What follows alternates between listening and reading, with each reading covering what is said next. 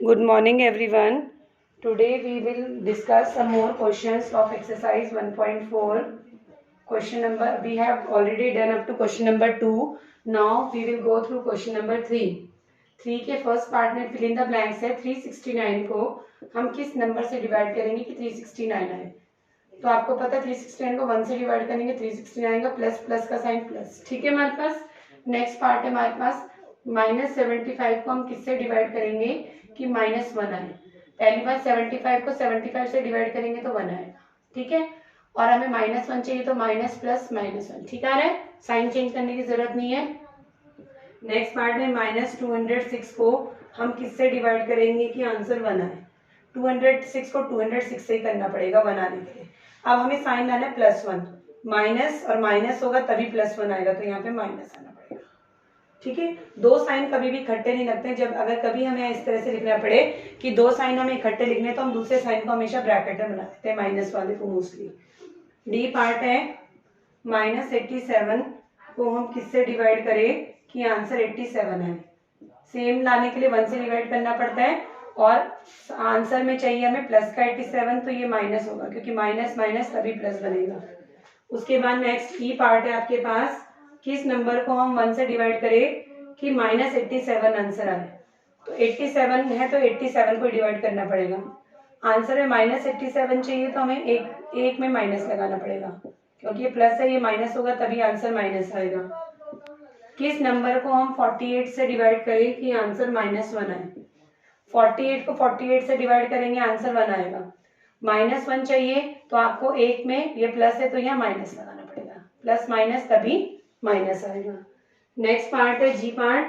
20 को हम किससे डिवाइड करें कि आपका आंसर -2 आए. 20 को हम 10 से डिवाइड करेंगे तो 2 आएगा. -2 लाना है तो एक में माइनस चाहिए हमें. ठीक है. उसके बाद लास्ट एच पार्ट है आपके पास, किस नंबर को हम 4 से डिवाइड करें कि आंसर -3 आए. तो 12 को डिवाइड करेंगे हम 4 से तो 3 आएगा और -3 चाहिए तो एक में माइनस चाहिए, तो ये -12 हो गया.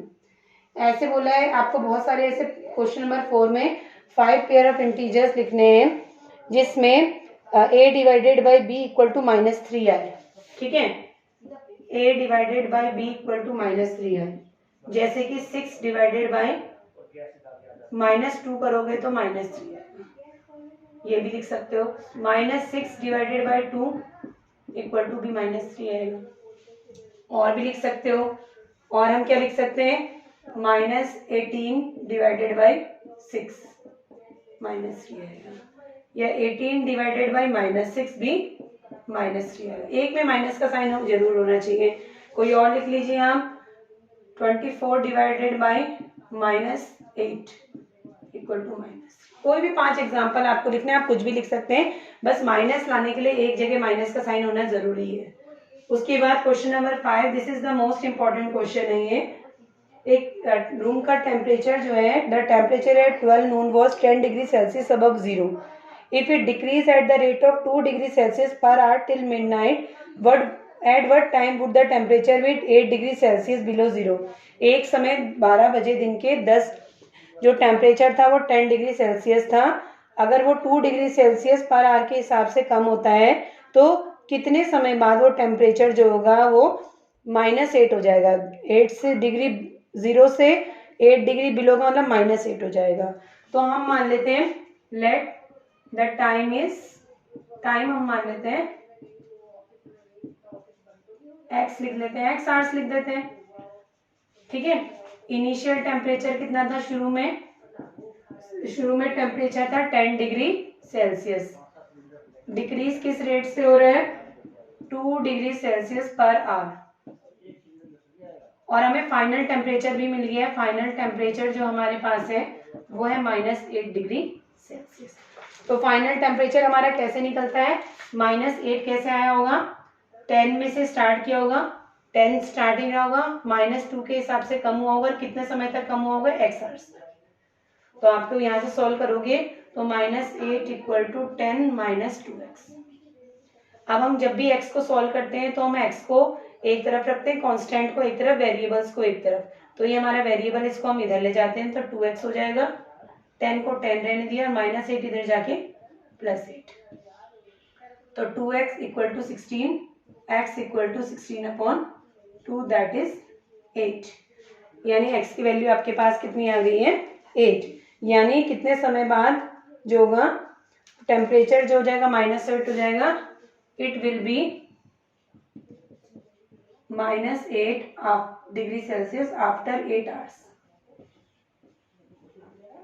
और पूछा है इसमें एक और क्वेश्चन है कि रात के 12 बजे कितना होगा। मिड नाइट का मतलब रात के 12 बजे, दिन के 12 बजे 10 डिग्री सेल्सियस था, ठीक है, और रात के 12 बजे 12 घंटे होंगे at mid night. Mid night का मतलब आफ्टर 12 आवर्स, 12 घंटे बाद टेम्परेचर कितना होगा, वो होगा 10 शुरू में था -2 और 12 घंटे तक डिक्रीज होगा। तो 10 - 24 प्लस माइनस माइनस करेंगे 14 आएगा और माइनस का 14 डिग्री सेल्सियस। इसी तरह से आपके पास क्वेश्चन नंबर 6 है। एक क्लास टेस्ट में जो है +3 मार्क्स मिलते हैं करेक्ट आंसर के लिए, -2 मिलते हैं इनकरेक्ट के लिए, और जिसने कोई अटेम्प्ट नहीं किया उसको कोई भी मार्क्स नहीं मिलते, ठीक है। अब राधिका के 20 नंबर मिले हैं और उसके 12 आंसर करेक्ट है, तो उसके कितने आंसर इनकरेक्ट हैं। तो देखिएगा क्वेश्चन नंबर 6 का फर्स्ट पार्ट, राधिका को कितने मिले हैं, राधिका स्कोर इक्वल टू 20 कैसे आया, जो सही है उसके लिए 3 नंबर मिलते हैं और सही कितने हैं उसके 12, जो गलत है उसके लिए -2 हो जाते हैं, -2 गलत कितने हैं x मान लेते हैं, ठीक है। तो 36 - 2x equal to 20।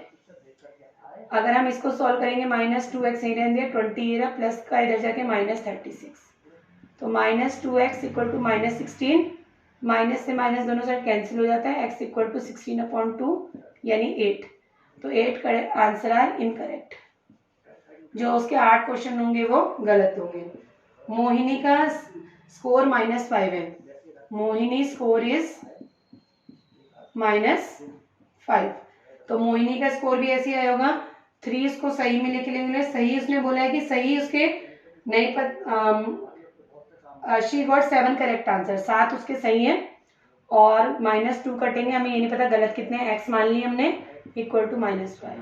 21 - 2x equal to -5, तो -2x equal to -5 plus 21 -2x equal to 21 में से 5 गए, आपके पास कितना आया, आपके पास आंसर आया कितना, ये -21 होगा सॉरी, और माइनस माइनस प्लस होता है, तो ये आपके पास बन गया 26 माइनस का, माइनस से minus cancel, x equal to 26/2, answer आया 13। तो 13 आंसर जो है उसके वो इनकरेक्ट रहे होंगे। तो आपको ये समझ में आया, ऐसे क्वेश्चन हमने एक पहली एक्सरसाइज में किया था, बट यहाँ पे हमारे पास इनकरेक्ट हमें निकालने थे, उन्होंने हमें सपोज किया करेक्ट वालों के लिए 3 नंबर, इनकरेक्ट वालों के लिए -2। इसी तरह से हमारा लास्ट क्वेश्चन है, लास्ट क्वेश्चन आप अपने आप करेंगे, उसे देखेंगे कि वो 10 मीटर ऊपर है और -350 तक पहुंचने में आप मान सकते हो उसे t टाइम लगता है, और टाइम का डिक्रीज होगा जो 6 मीटर पर मिनट के हिसाब से होगा। तो you will try to do question number 7, okay.